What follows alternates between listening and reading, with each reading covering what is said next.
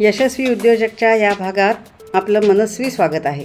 आज नवा विषय, नवा आशय, नवी सक्सेस स्टोरी। व्यवसायाची कला आणि कलेतून व्यवसाय या दोन्ही गोष्टींचा मेळ साधणारी ही आजची यशकथा।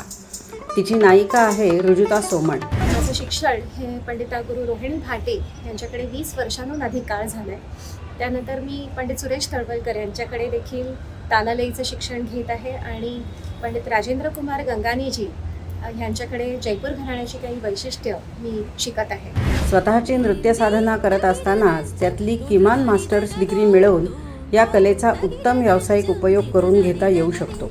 पूर्वी शिक्षण पद्धती ही गुरुकुल पद्धतीने होती आणि एमलेसली आम्ही शिकलो, म्हणजे कुठल्याही परीक्षा देणं हा आमचा एम नव्हता।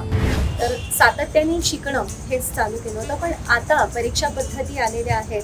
आता अखिल भारतीय गांधर्व महाविद्यालय ह्याच्या प्रारंभिकपासून ते अलंकारपर्यंत अशा 9 जवळजवळ परीक्षा असतात आणि त्यामध्ये प्रात्यक्षिक म्हणजे प्रॅक्टिकल आणि सैद्धांतिक थेरॉटिकल असं तुम्हाला शिक्षण मिळतं आणि एक त्यातला सखोल असा अभ्यास तुमचा पूर्ण होतो। तसंच नॉर्थकडे खैरागड युनिव्हर्सिटी आहे किंवा दिल्लीमध्ये गव्हर्नमेंटच्या अंडर मोठी कथक केंद्र ही संस्था आहे ज्यामध्ये तुम्ही डिप्लोमा करू शकता किंवा आजकाल आता लिबरल आर्ट्स कॉलेजेसमध्ये सुद्धा तुम्हाला नृत्य हा विषय शिकण्यासाठी म्हणून विद्यार्थ्यांना उपलब्ध असतो।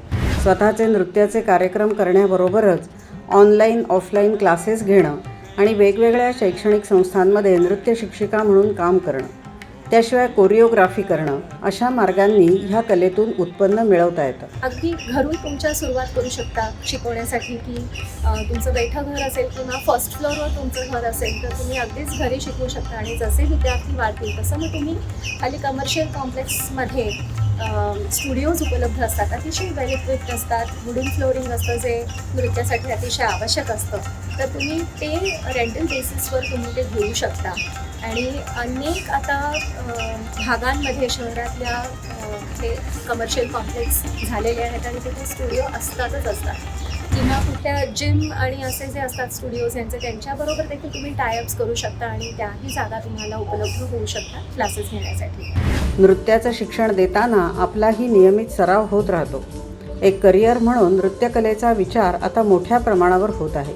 त्यामुळेच या क्षेत्रातही व्यावसायिक संधी भरपूर आहेत। तुम्ही शिकवा, शिकवण्यातून तुम्ही जास्त समृद्ध होता, तुमची सर्जनशीलता वाढते, तुम्ही विचार करायला लागता, तर त्यामध्ये तुमचीच उन्नती होते। ही यशोगाथा कशी वाटली हे कमेंट बॉक्समध्ये जरूर लिहा आणि हो, अशा आणखी उद्योजकांना भेटण्यासाठी हे चॅनल लाईक करा, सबस्क्राईब करा।